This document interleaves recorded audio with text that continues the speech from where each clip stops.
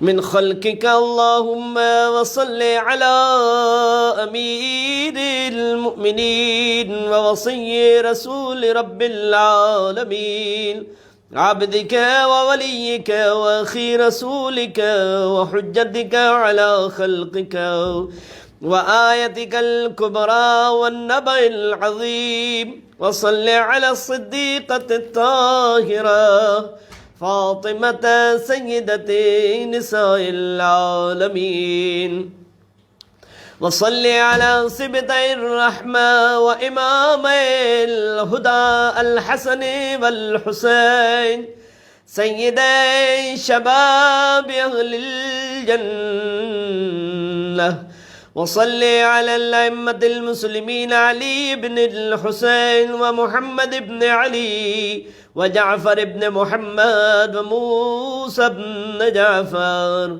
وعلي بن موسى ومحمد بن علي والحسن بن علي والخلف الهادي المهدي وحجتك على عبادك وأمنائك في بلادك صلاة كثيرة دائمة اللهم صل على ولي أمرك القائم المؤمل والعدل المنتظر وحفه بملائكتك المقربين وأيده بروح القدس يا رب العالمين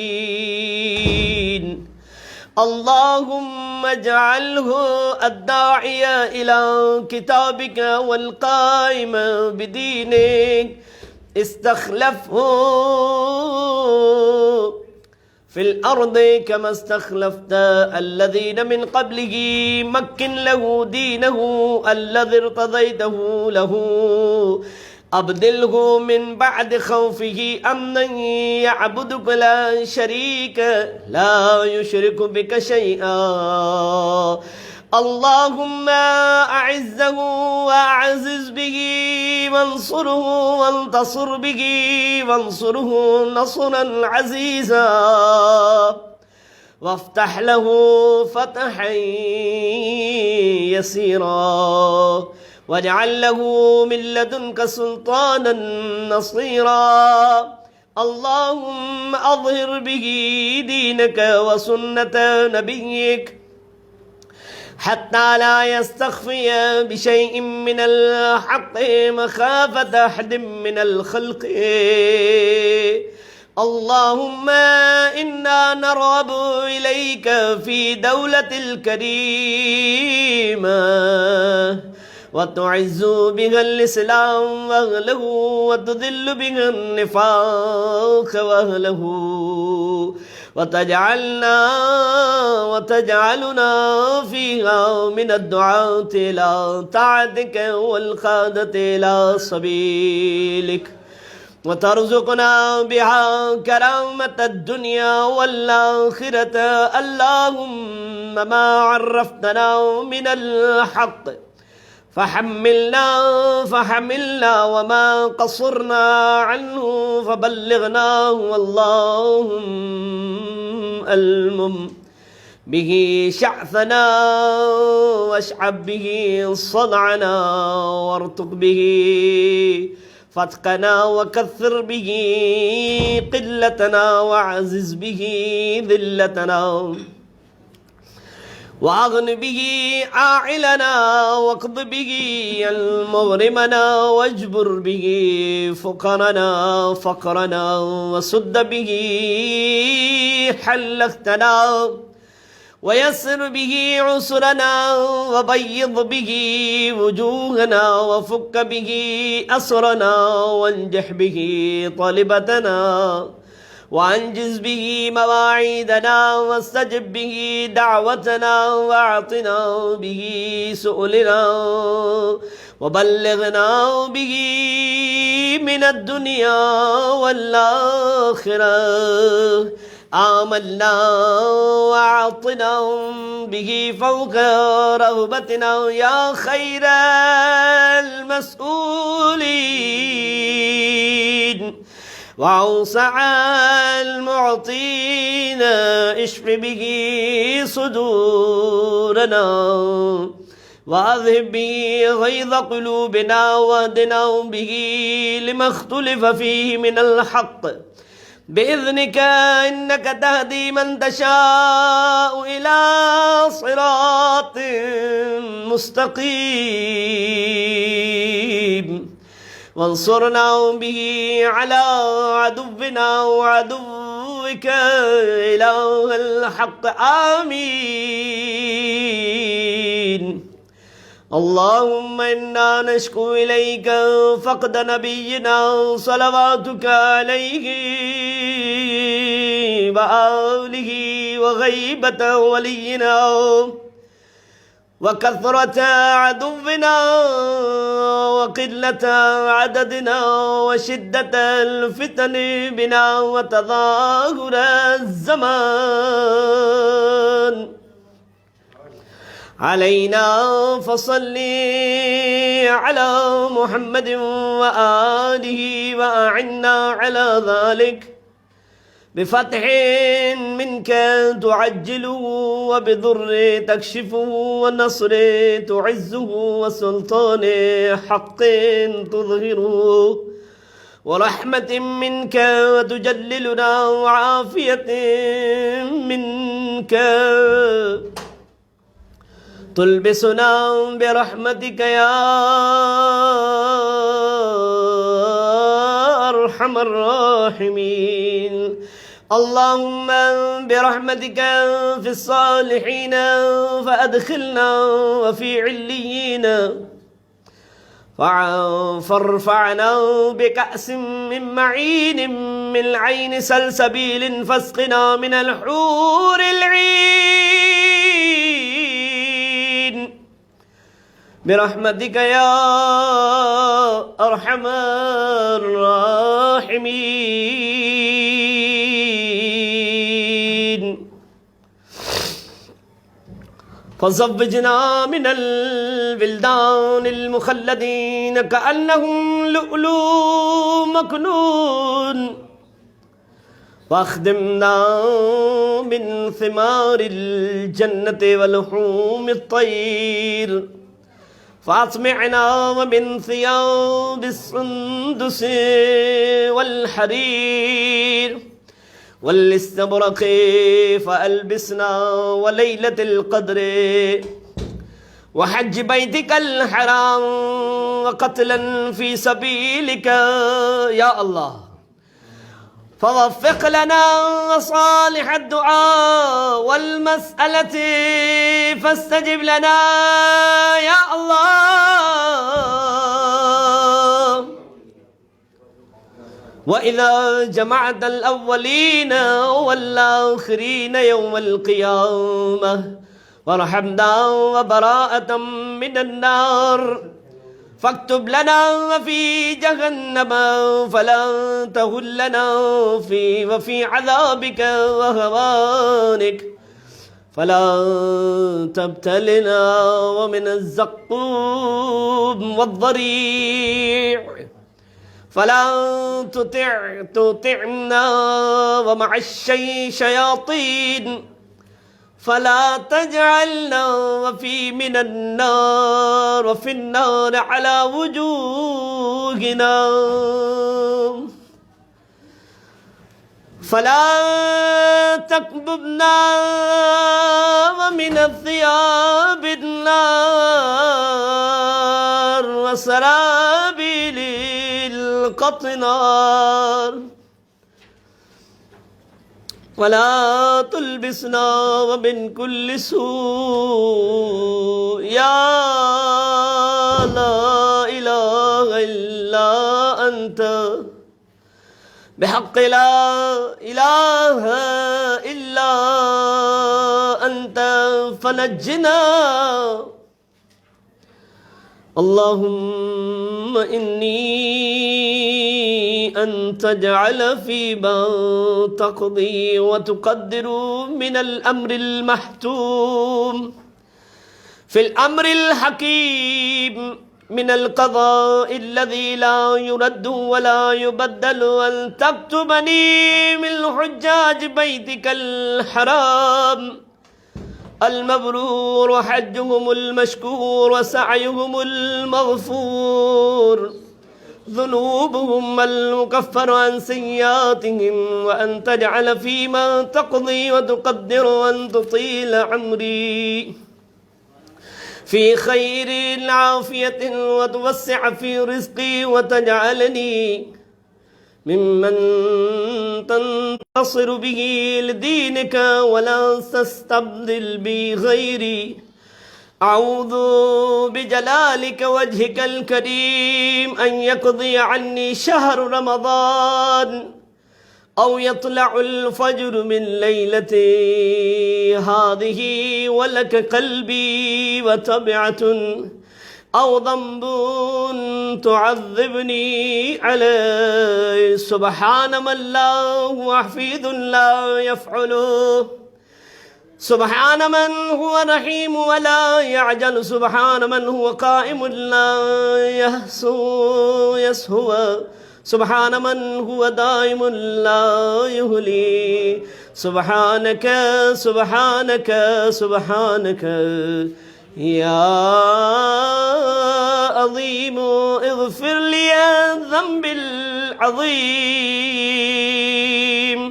إلهي وقف السائلون ببابك ولا ذا الفقراء بجنابك ووفق سفينة المساكين على ساحل بحر جودك وكرمك يرجون الجواز إلى ساحة رحمتك ونعمتك إلهي إن كنت لا ترحم يا الله في هذا الشهر الشريف إلا لمن أخلص لك في صيامه وقيامه ومن للمذنب المقصر إذا غرق في بحر ذنوبه وآثامه إلهي إن كنت لا ترحم إلا للمطيعين فمن للعاصين وإن كنت لا تقبل إلا من العاملين ومن للمقصرين إلهي وفاز القائمون ونجا المخلصون ونحن عبيدك المذنبون فارحمنا برحمتك واعتقنا من النار بعفوك واغفر لنا ذنوبنا برحمتك يا أرحم الراحمين اللهم إني أسألك بكلماتك كلها اللهم إني أسألك من كمالك بأكمله وكل كمالك كامل اللهم إني أسألك بكمالك كله اللهم إني أسألك من أسمائك بأكبرها وكل أسمائك كبيرة اللهم إني أسألك بأسمائك كلها اللهم إني أسألك بعزك اللهم إني أسألك من مشيئتك بأمضاها وكل مشيئتك ماضية اللهم إني أسألك بمشيئتك كلها. اللهم إني أسألك من قدرتك بالقدرة التي استطلت بها على كل شيء وكل قدرتك مستطيلا. اللهم إني أسألك بقدرتك كلها. اللهم إني أسألك علمك بألفظه وكل علمك نافذ. اللهم إني أسألك بعلمك كله يا أرحم الراحمين. بر محمد وآل محمد صلوات.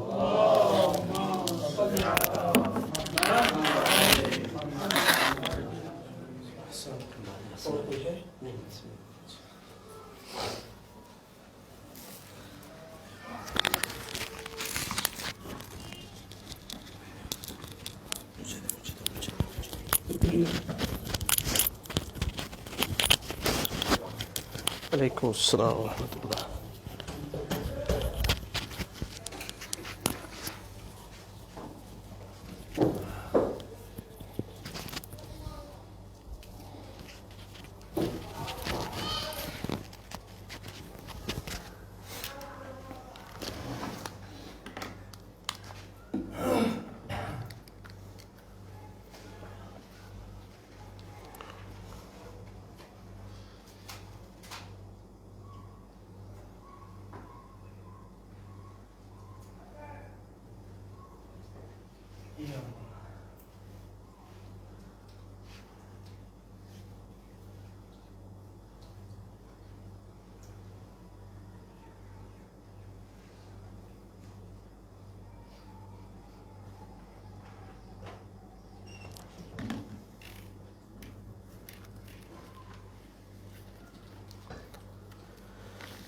بسم اللہ الرحمن الرحیم. الحمد للہ رب العالمین وصلی اللہ علی سیدنا محمد وآلہ الطاہرین.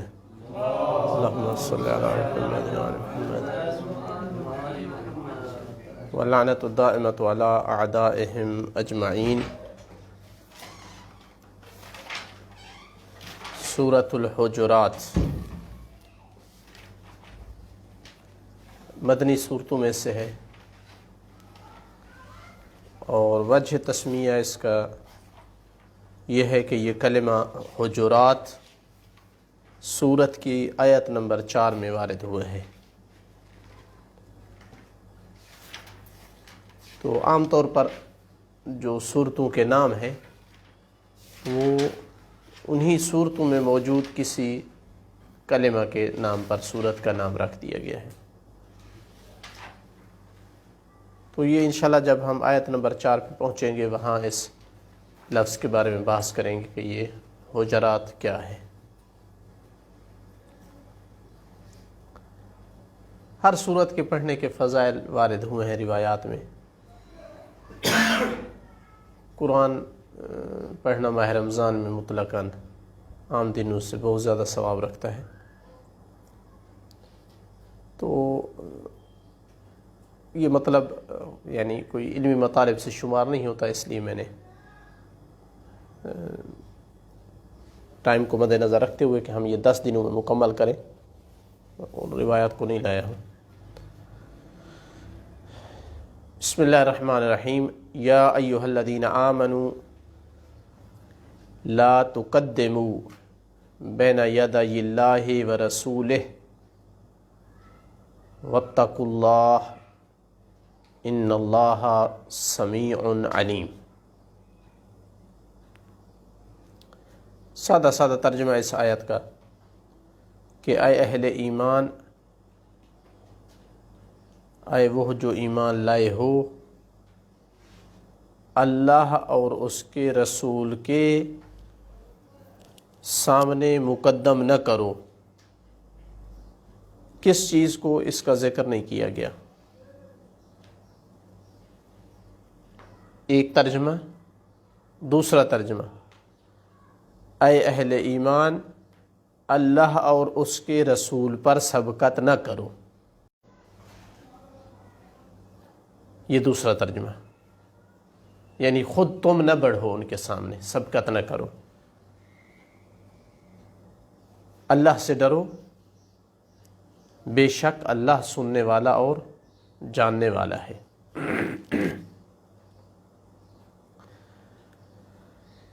شان نزول کے حوالے سے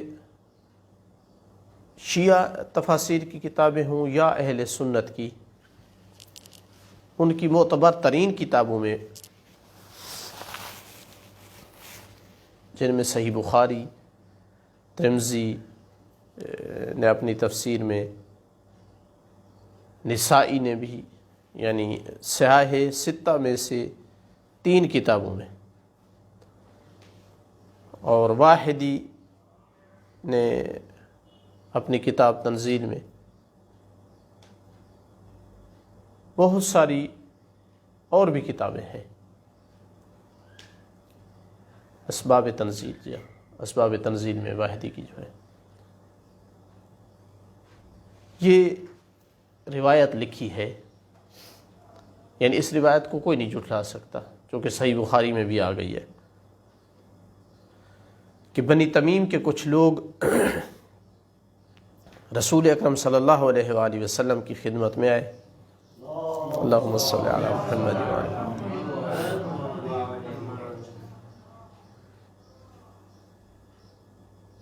اس وقت محفل میں خلیفہ اول اور دوم دونوں موجود تھے، تو پہلے خلیفہ نے کہا ہے کہ یا رسول اللہ، اب اس سے پہلے کہ اللہ کے رسول کوئی رائے دیں، اپنی کوئی فرمائش کریں، تو پہلے خلیفہ بولا کہ یا رسول اللہ القعقاع بن معبد کو ان کا امیر بنا دیں، امیر القوم قعقاع بن معبد۔ رسول اللہ کو گویا یہ مشورہ دے رہا ہے، تو دوسرے خلیفہ نے فوراً کہا کہ نہیں یا رسول اللہ اقرع بن حابس کو خلیفہ ان پر امیر بنائیں۔ ہر قوم میں ایک امیر ہوتا تھا۔ یہ روایت بتاتی ہے کہ رسول اللہ صلی اللہ علیہ وآلہ وسلم کسی قوم کو امیر کے بغیر نہیں چھوڑا کرتے تھے۔ ایسی روایتیں لکھ کر بھی کہتے ہیں کہ پوری امت کو بغیر امیر کے چھوڑ گئے ہیں،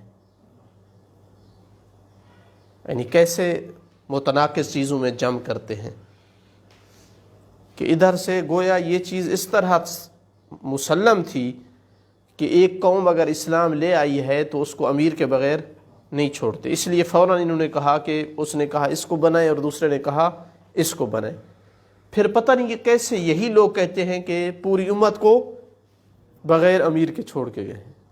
بہرحال وہ ہمارا ٹاپک نہیں ہے، تو آپس میں اختلاف ہو گیا، تو پہلے خلیفہ نے کہا کہ ما اردت الا خلافی، تو نے دوسرے بندے کا نام صرف اس لیے دیا ہے کہ میری مخالفت کرے، یعنی کتنا یہ حسن ظن کی بات ہے نا، کہ اور کوئی مقصد نہیں ہے سوائے میری مخالفت کے۔ تو بہرحال دوسرے خلیفہ نے اپنی صفائی دی کہ ما اردت خلافک، میرا مقصد تیری مخالفت کرنا نہیں تھا۔ اب کیا مقصد تھا یہ اللہ جانے، اس سے یاری تھی اس لیے نام دیا اس کا، یا اس کو زیادہ اہل سمجھتا تھا مثلا خلافت امارت کے، مثلا جس وجہ سے بھی تھا۔ تو ظاہر ہے اس وقت ان کی آوازیں بلند بھی ہو گئیں، تو یہ آیت اتری کہ یا ایھا الذین آمنوا لا تقدموا بین یدی اللہ ورسولہ واتقوا اللہ ان اللہ سمیع علیم۔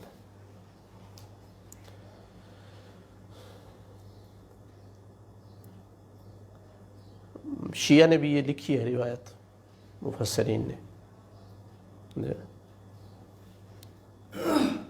تفسیر قومی میں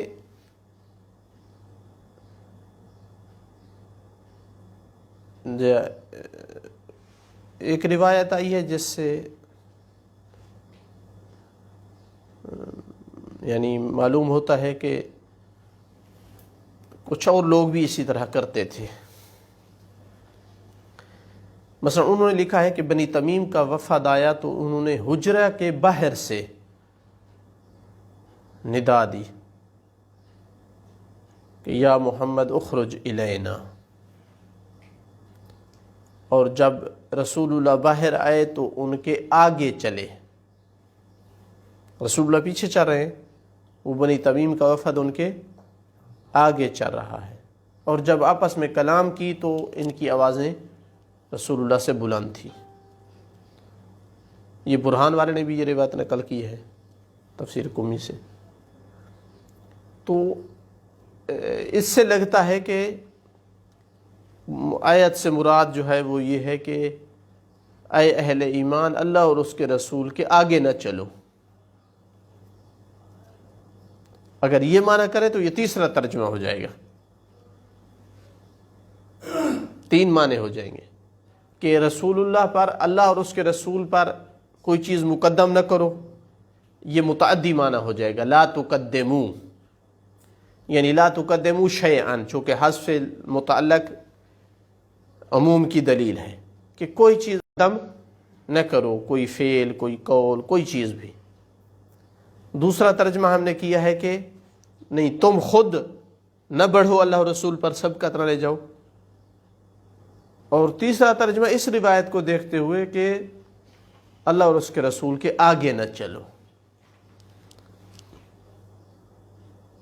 اب اس میں سے کون سا معنی صحیح ہے؟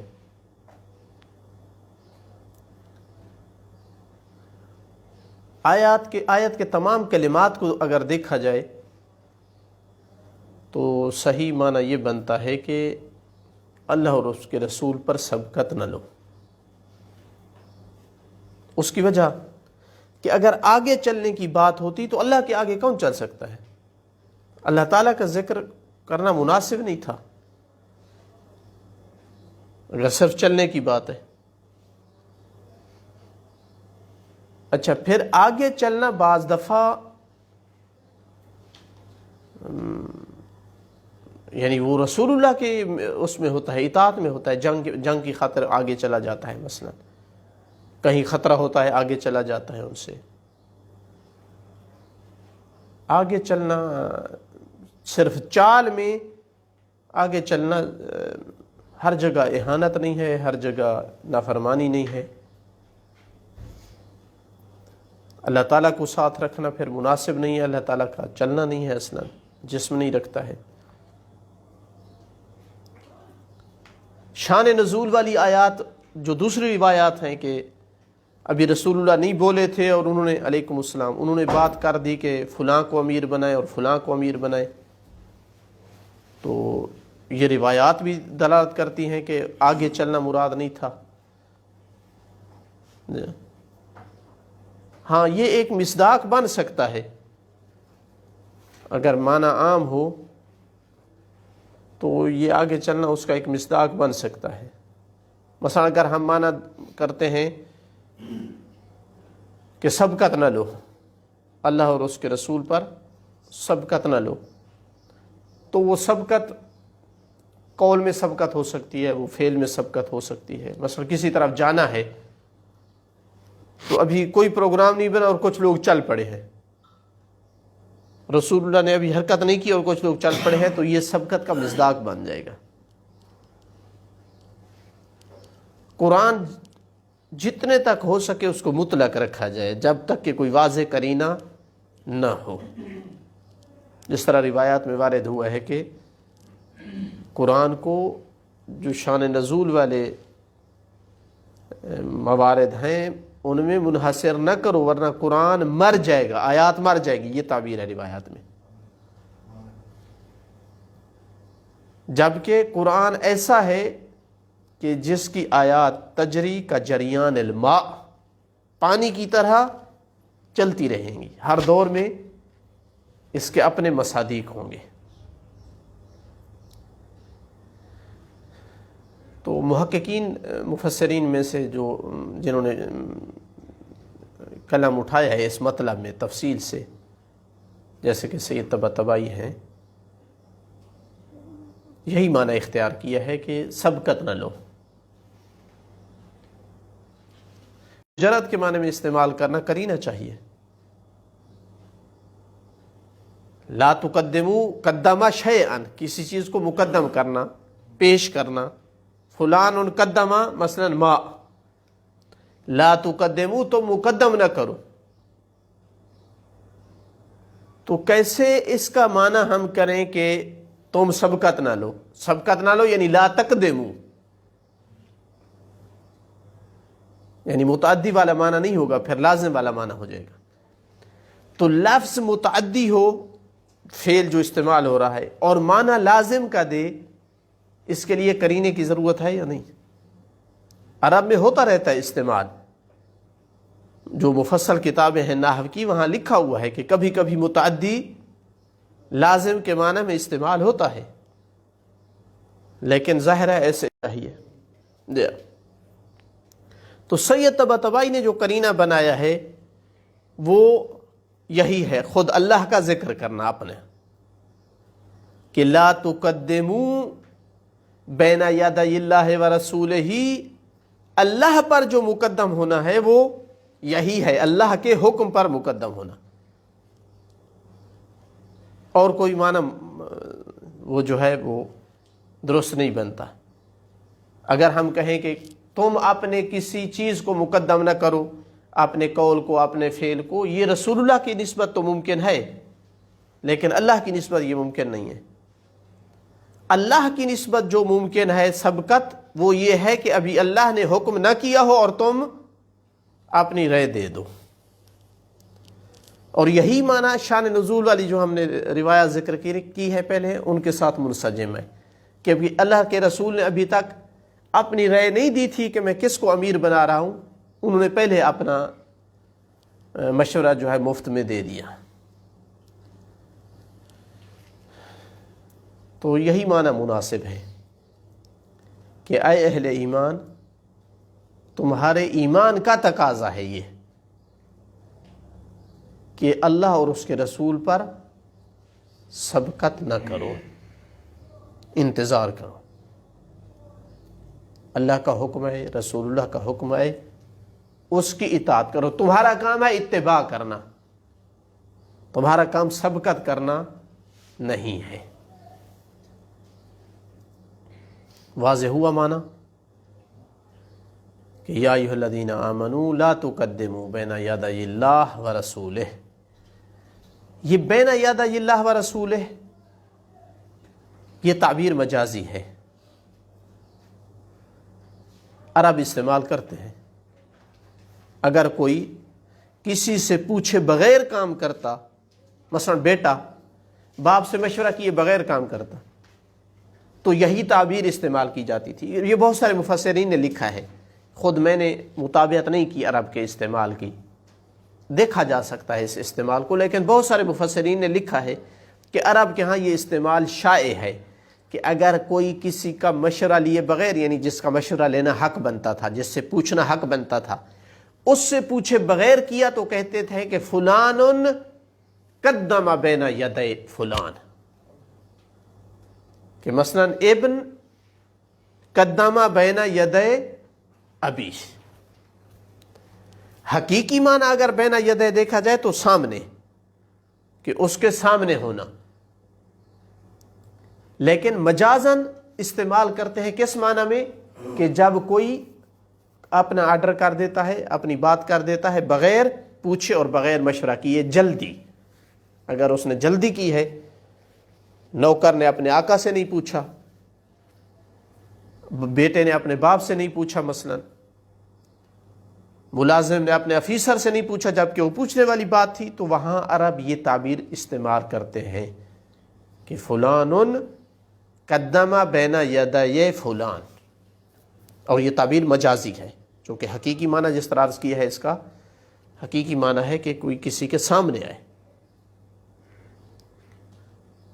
تو اس کو پھر مجاز طور پر استعمال کیا کہ جو ظاہری طور پر سامنے نہیں آیا ہے لیکن اس کے آگے چلا ہے حکم میں، گویا وہ پیچھے رہ گیا اور یہ گویا آگے نکل گیا اس کے، چونکہ آرڈر کر دیا، بات کر دی بغیر پوچھے.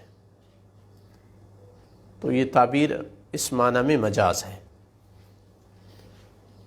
خلاصہ یہ ہوا اس جملے کا کہ اہل ایمان کے ایمان کا تقاضا ہے کہ وہ انتظار کریں، اللہ اور اس کے رسول کا جو آرڈر اور حکم آئے اس پر چلیں. ان کا یہ کام نہیں ہے کہ وہ اللہ اور رسول سے پوچھے بغیر اپنی رائے ٹھونسنے کی کوشش کریں. یہ رائے ٹھونسی جا رہی تھی نا کہ جب لڑائی ہونے کی نوبت آ گئی کہ میں نے یہ نام دیا ہے تو نے یہ کیوں نہیں نام دے دیا، تو میری مخالفت کرنا چاہتا ہے. یعنی فرض رائے ہو رہی ہے کہ میری ہی بات مانی جائے.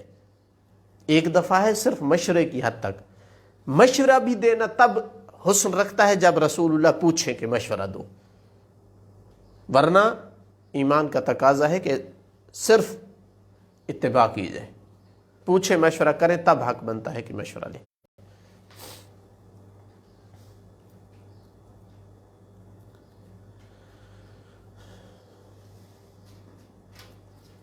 واتقوا اللہ، اللہ سے ڈرو. یہ اشارہ ہے کہ سبقت تب لیتا ہے کوئی جب وہ تقوی سے فارغ ہوتا ہے، ورنہ کوئی مناسبت نہیں تھی. یا ایھا الذین آمنوا لا تقدموا بین یدی اللہ ورسولہ واتقوا اللہ. سبقت نہ لو اور اللہ سے ڈرو. یہ واضح اشارہ ہے کہ سبقت کون لیتا ہے؟ جس کے ہاں تقوی نہیں ہے. جن کے پاس تقوی ہے وہ سبقت نہیں لیتے ہیں.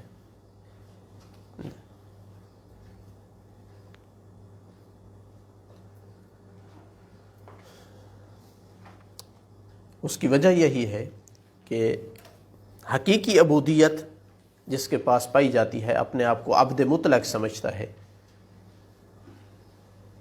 وہ صرف اتباع کا خواہش مند رہتا ہے کہ اس کو کوئی آرڈر کیا جائے وہ اتباع کرے، سمعا و طاعتا، بغیر کسی چون چرا کے. تو یہ مقام عبودیت کے منافی ہے کہ بندہ کوئی اپنی رائے فرض کرنے کی کوشش کر رہا ہو. یہ یا تو یہ کیوں عرض کر رہا ہوں کہ حقیقت عبودیت یہی ہے، کیونکہ اگر دقت میں جائیں، اس کی تحلیل میں جائیں، تو دو حالتوں میں سے کسی ایک حالت میں بندہ ہوتا ہے جب وہ سبقت کرنے کی کوشش کرتا ہے. یا تو اس کو اللہ اور اس کے رسول کی حکمت اور علم میں شک ہے کہ میں زیادہ سمجھدار ہوں، اس لیے سبقت کرتا ہے کہ مجھ جیسے دانا ایاز باللہ نہ اللہ ہے نہ اس کا رسول ہے. یہ عقیدہ یعنی یہ عقیدے میں خلل ہو گیا، یا عقیدے میں خلل ہے، یا پھر یہ ہے کہ یہ عقیدہ رکھنے کے باوجود بھی اپنی رائے دینے کے لیے اس لیے کوشش کرتا ہے کہ نفس کا غلام ہے، اس کی خواہش نفس ہے کہ میں جو بات کروں مانی جائے. عقیدہ رکھتا ہے کہ اللہ اور اس کا رسول سب کچھ جانتے ہیں اور وہ جو حکم آئے گا وہی حکمت پہ مبنی ہوگا، لیکن پھر بھی اپنے اوپر قابو نہیں پا سکتا کہ بس میں ہوں، میری بات مانی جائے. ان دو حالتوں میں سے کوئی ایک حالت ہے جس وجہ سے وہ سبقت کرنے کی کوشش کرتا ہے، اور جو بھی حالت ہو ان میں سے نتیجہ اس آدمی کے پاس تقوی نہیں ہے. تقوی ہوتا تو وہ سبقت نہ کرتا.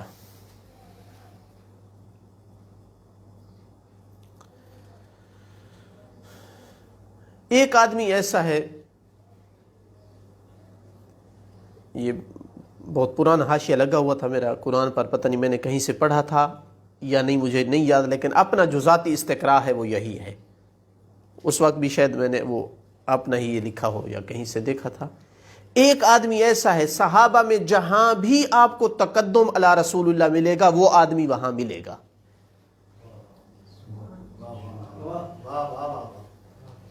میں نے جتنا تاریخ کا میں نے مطالعہ کیا ہے، ایک نام مشترک رہے گا رسول اللہ کے پہلی نافرمانی سے لے کر آخری کلم دوات والی نافرمانی تک، وہ نام ہر جگہ ہے۔ اور مصادر بھی یعنی اکثر تاریخ کے آپ جانتے ہیں کہ وہ محبان صحابہ نے لکھے ہیں جی، تو وہ ایک نام وہاں موجود ہے۔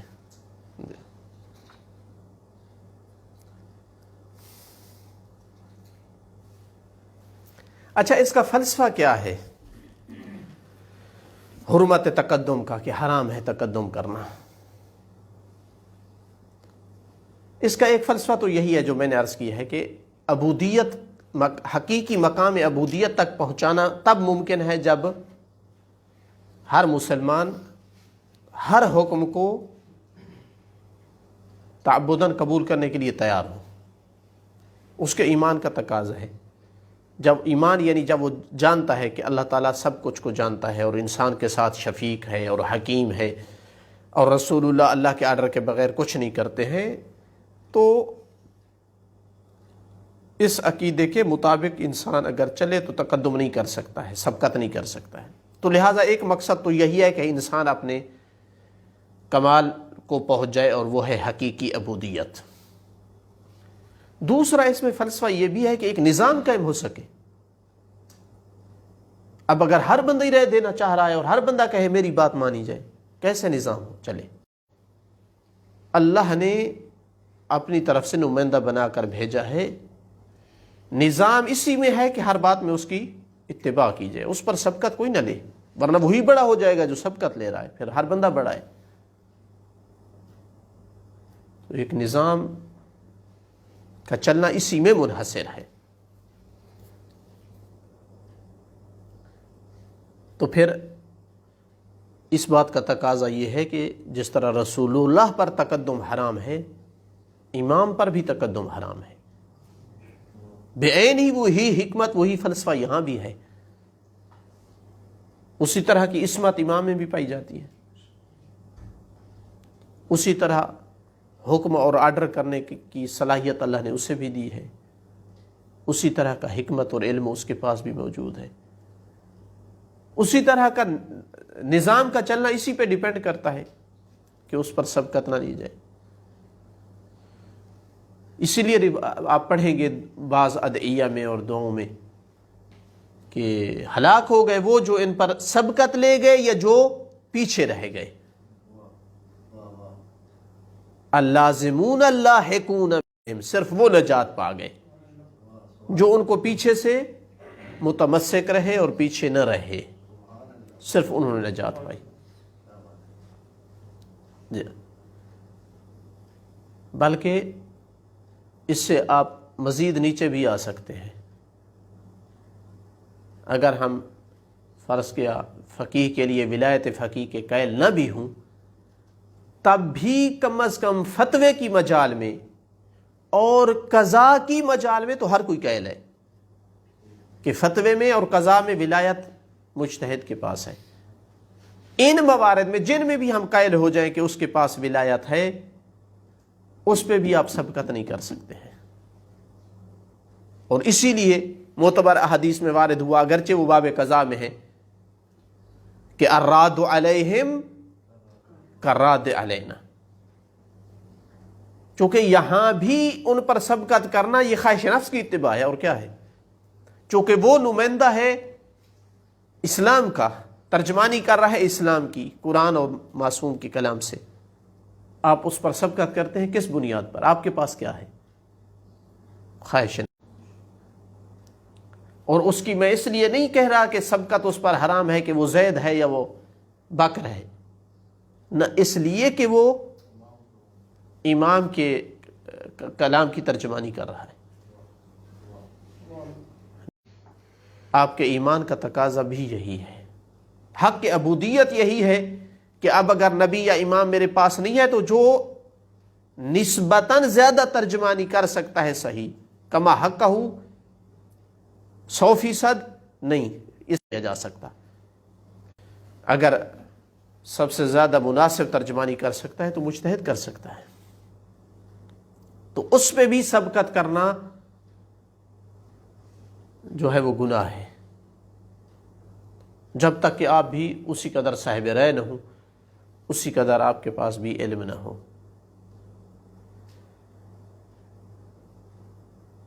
تو لہٰذا یہ آیت حقیقتاً ایک مسلمان کو اطاعت مطلقہ کی دعوت دے رہی ہے، غیر مشروط اطاعت، کہ آپ کے ذہن میں کیا آ رہا ہے، آپ کا خواہش کیا ہے۔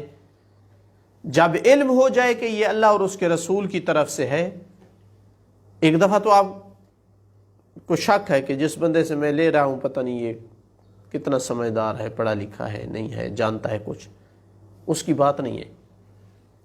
جب آپ کو علم ہے کہ یہ اللہ اور اس کے رسول کی طرف سے ہے تو وہاں سبقت کرنا، یعنی اس کا مطلب ہے کہ آپ صحیح مطیع نہیں ہیں، صحیح فرم بردار نہیں ہیں۔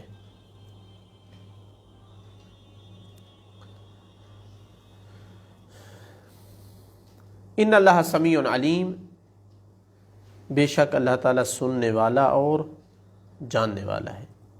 یہاں ان صفات کا ذکر کرنا یہ مناسبت رکھتا ہے کہ سمیع ہے جو بھی بات آپ کرتے ہیں، کہ آپ سبقت کر رہے ہیں یا نہیں اللہ تعالیٰ پر، اس کے رسول پر۔ علیم میں یہ اشارہ ہے کہ اس کا ہر حکم علم پہ مبنی ہوتا ہے، کوئی چیز اس سے ایسی صادر نہیں ہے جو بغیر علم کے ہے اور آپ جبران کریں اس کا کہ میں جانتا ہوں، اعاذ باللہ اللہ تعالیٰ نہیں جانتے۔ جس طرح آج کل آوازیں اٹھ رہی ہیں شریعت کو تبدیل کرنا چاہیے، یہ آج کے دور کے لیے کافی نہیں ہے، یہ حکم درست نہیں ہے، یہ حکم درست نہیں ہے، یہ گویا اس طرف یعنی دعوت ہے کہ اعاذ باللہ اللہ تعالیٰ جو ہے وہ محیط نہیں ہے اپنے علم کے ساتھ انسان کی ضرورتوں اور ان کے حاجتوں کے مطابق۔ اگلی آیت ہے یا ایھا الذین آمنوا لا ترفعوا اصواتکم فوق صوت النبی ولا تجہروا له بالقول کجہر بعضکم لبعض ان تحبط اعمالکم وانتم لا تشعرون۔ آسان سا اس کا ترجمہ یہی ہے کہ اے اہل ایمان، اپنی آوازوں کو بلند نہ کرو نبی پاک کی آواز پر، اور اس کے ساتھ بلند آواز کے ساتھ بات نہ کرو، بلند آواز کے ساتھ نہ پکارو، کا جہر بعضکم لبعض، جیسے کو پکارتے ہو۔ کہیں ایسا نہ ہو کہ تمہارے اعمال حبط ہو جائیں، ضائع ہو جائیں، اور تمہیں اس بات کا شعور ہی نہ ہو۔ اس آیت میں کئی ایک نکات ہیں۔ پہلا نکتہ کہ یہ صراحتاً آیت نفی ان شاذ آراء اور اصوات کی، کہ جو کہتے ہیں کہ مقدس نام کی کوئی چیز نہیں ہے، یعنی آپ نے بھی یہ دیکھا ہو یا نہیں، روشن فکر قسم کے لوگ الہاد کی طرف جو مائل ہیں کہ جی ہر چیز تحت سوال ہے، کوئی چیز مقدس نہیں کہ ہم اس کو تعبداً قبول کریں، یہ نظریہ اسلام اور قرآن کے ساتھ ٹکراتا ہے۔ اسلام میں تقدس کا نظریہ مسلمات میں سے ہے، ذات باری تعالی مقدس ہے، اس پہ کسی قسم کا شک کرنا انسان کو اسلام سے نکال دیتا ہے، اس کی کسی صفت میں شک کرنا، اس کے کسی قول اور فعل میں شک کرنا دائرہ اسلام سے خارج کر دیتا ہے۔ اور یہ آیت واضح کر رہی ہے کہ اللہ نے اپنے رسول کو بھی اتنا مقدس بنایا ہے، اتنا مقدس بنایا ہے کہ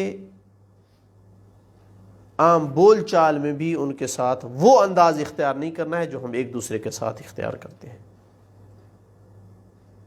اس طرح نہیں پکارنا جس طرح ایک دوسرے کو پکارتے ہیں، اس طرح آواز نہیں اونچی کرنی جیسے ہم ایک دوسرے کے سامنے کرتے ہیں.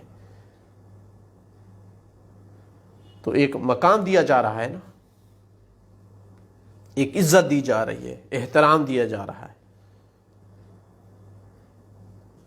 پھر یعنی اگر عام بول چال میں اس قدر رعایت اور احترام کرنا ہے تو پھر کہاں رہ جائے گا کہ ہر بات میں ان کی شک کی جائے یا مورد سوال بنایا جائے یا ایاز باللہ غلطی کی طرف نسبت دی جائے ان کی. جن کے ساتھ کلام کرنے میں آواز کا بلند کرنا انسان کی عبادتوں کو چاٹ جائے، کہاں رہ جائے گا اس کی بات میں شک کرنا، اس کی نافرمانی کرنا، اس کے مقابل اجتہاد کرنا، اس کے کسی فعل کو مورد سوال ٹھہرانا. کبھی اس شکل میں کہ جی لڑکیوں کے ساتھ شادی کر لی انہوں نے، اور کبھی اس شکل میں کہ متعدد شادیاں کیوں کی ہیں، اور کبھی اس شکل میں کہ فلاں قبیلے کو کیوں مرایا ہے. اصلاً یہ چیزیں اسلام کے ساتھ جمع نہیں ہوتی. بندہ کافر ہو کر یہ اشکال کرے اس کا حق بنتا ہے. کافر ہے، وہ نبوت کا قائل ہی نہیں ہے، لیکن ان کی نبوت کا قائل ہو کر کہ یہ یا رسول اللہ، یہ رسول خدا ہے، یہ معصوم ہے، تو اس کے بعد یہ سوالات اور یہ اشکالات کرنا، یہ جم ممکن نہیں ہے. صحیح مسلمان اور مومن وہ ہے جو ان کے تقدس کا اس طرح قائل ہو، اتنا انہیں اپنے سے مافوق جانے کہ ان کو یا محمد کہہ کر نہیں بلا سکتا ہے. جی ہاں، بات میں ان کی آواز سے اپنی آواز کو دھیما رکھنا ہے. بعض نے کہا ہے کہ یہ آیت دوسری جو ہے متفرع ہے پہلی آیت پر، کہ جب کہا نا کہ لا تقدموا بین یدی اللہ، تو اس پر پھر متفرع ہے کہ آواز کو بلند نہ کرو، چونکہ یہ تقدم ہے. لیکن تھوڑا سا اگر دقت کی جائے تو کوئی ملازمہ نہیں ہے ان دو باتوں میں. ایک بندہ تقدم نہیں کرتا رائے میں، لیکن اس کی آواز اونچی ہو سکتی ہے. ممکن ہے جم ہو جائے لیکن ملازمہ نہیں ہے. ملازمہ نہیں ہے کہ جو بھی بلند آواز کرتا ہے اس کا معنی ہے کہ وہ سبقت لے رہا ہے. ہاں، دوسری طرف سے آپ کہہ سکتے ہیں ملازمہ ہے کہ جو سبقت لینا اپنا حق سمجھتا ہے، آواز بلند کرنا تو اس کے لیے کیا مسئلہ ہے پھر. اور اسی لیے صحیح بخاری میں بھی اور دوسری بعض مثلا واحدی کی اسباب تنزیل میں بھی اس دوسری آیت کا شان نزول بھی وہی جھگڑا ہے کہ اس جھگڑے میں یہ دونوں باتیں ہوئیں. ایک تو سبقت ہوئی، رسول اللہ صلی اللہ علیہ وسلم ابھی نہیں بولے تھے کہ انہوں نے اپنی آراء دینا شروع کر دی، اور دوسرا اسی جھگڑے میں آوازیں بھی ان کی بلند ہو گئیں. البتہ بعض دوسری روایات میں ہے، شان نزول میں آیا ہے کہ ثابت بن قیس نامی آدمی تھا، اس کی وہ عادت تھی کہ اونچا بولتا تھا، جس کو عربی میں جمہوری کہتے ہیں. جمہوری یعنی آواز اونچی ہے اس کی بولنے میں، جہوری جمہوری کہتے ہیں، جہوری جہر سے. تو جب یہ آیت اتری تو وہ بہت زیادہ خوف زدہ ہو گیا اور گھر والوں سے کہا کہ مجھے وہ کر دیں گھوڑے والی جگہ میں، اور جب تک میرے لیے توبہ کا آرڈر نہ آئے تو میں وہاں سے نہیں نکلوں گا. تو جب رسول اللہ صلی اللہ علیہ وسلم کو علم ہوا تو پیغام بھیجا کہ نہیں، تجھے بشارت ہو جنت کی. اچھا، اگر یہ بندہ ہے تو اس کی ساتھ اس طرح کی توبہ بھی ذکر ہوئی ہے، لیکن جہاں جن روایات میں کچھ دوسروں کا ذکر ہے وہاں اس طرح کی توبہ کا ذکر نہیں ہے. تو صحابہ سارے معصوم نہیں تھے، غلطی کا امکان صحابہ سے تھا، لیکن پھر جبران کس طرح کر لیتے تھے یا نہیں، بات اس میں ہے.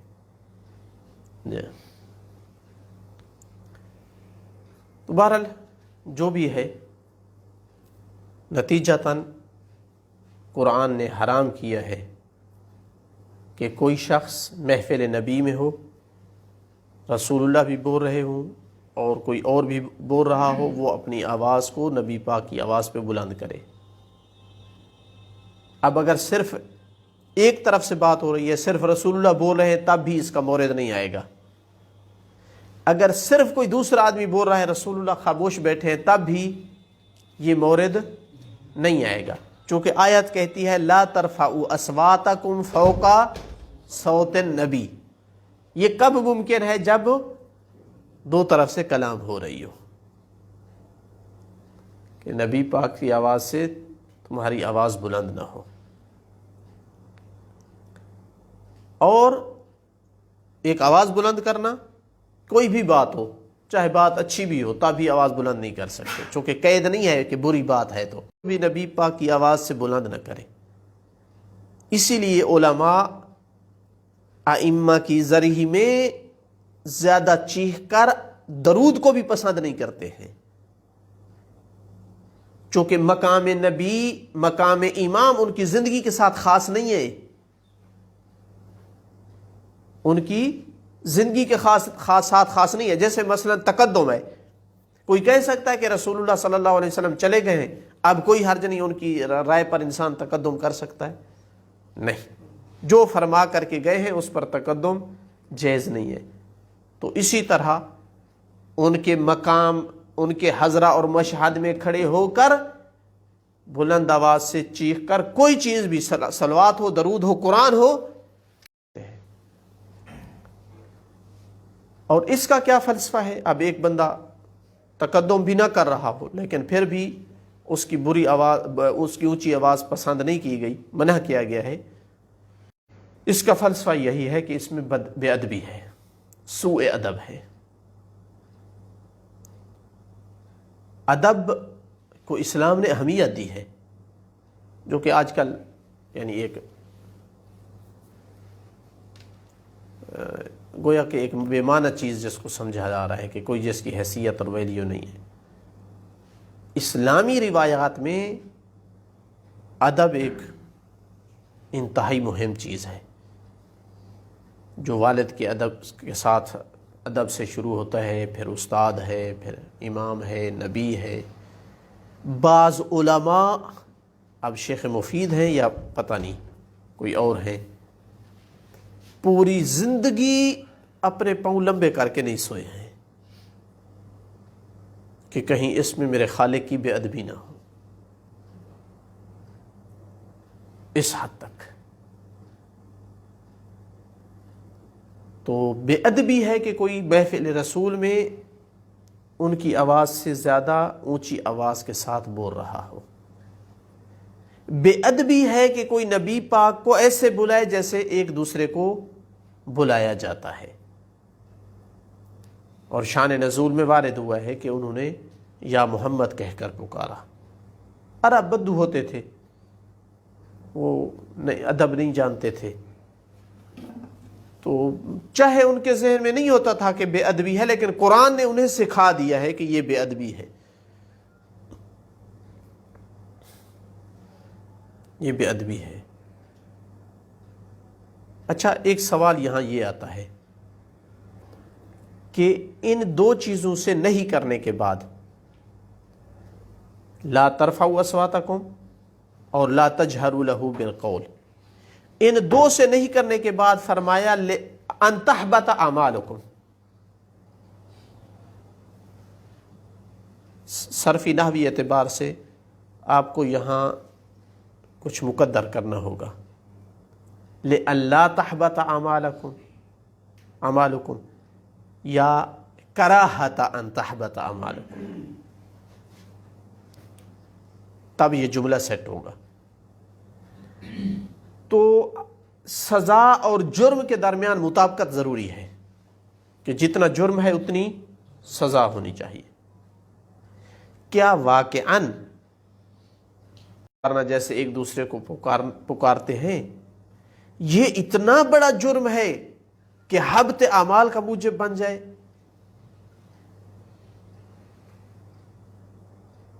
اب بعض کو یہ چیز گوارا نہیں ہوئی کہ اس کو اتنا بڑا جرم کہہ دیں کہ اعمال حبط ہو جائے۔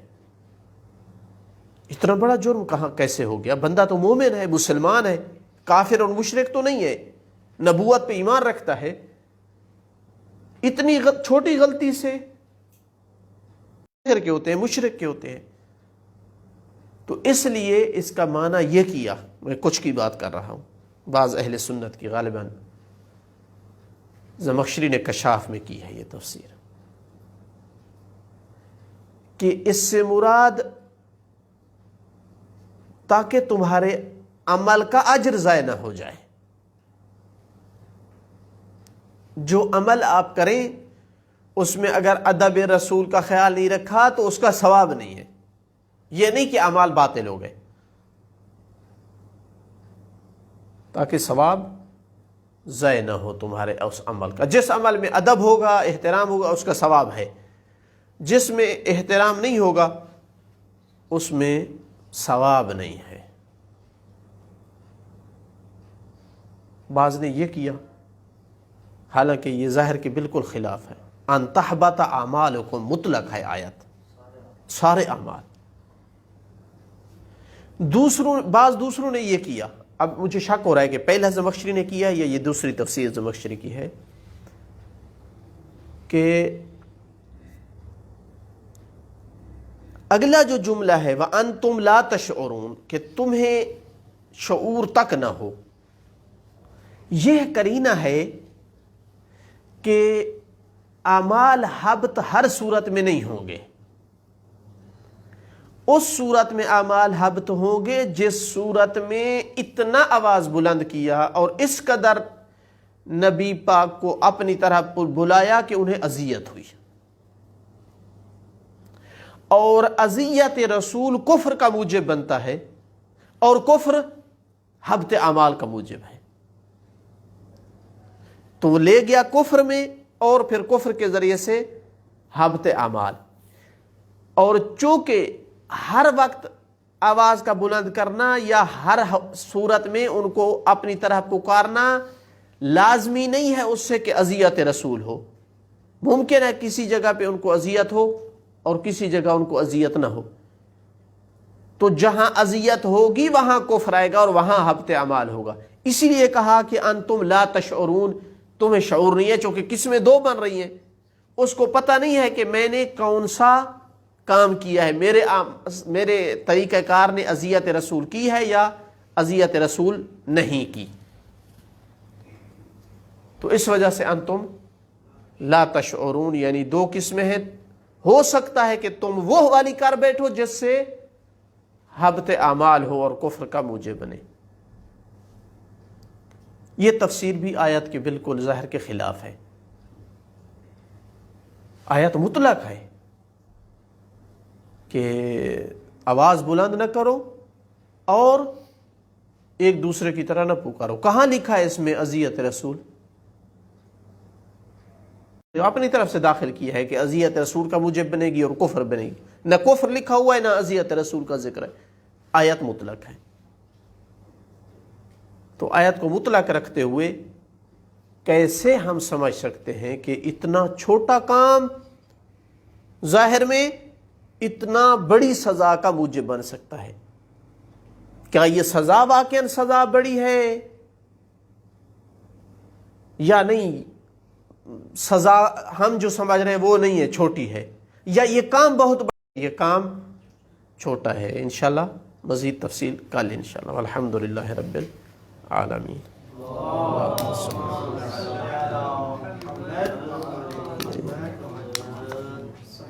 احسن اللہ علیکم۔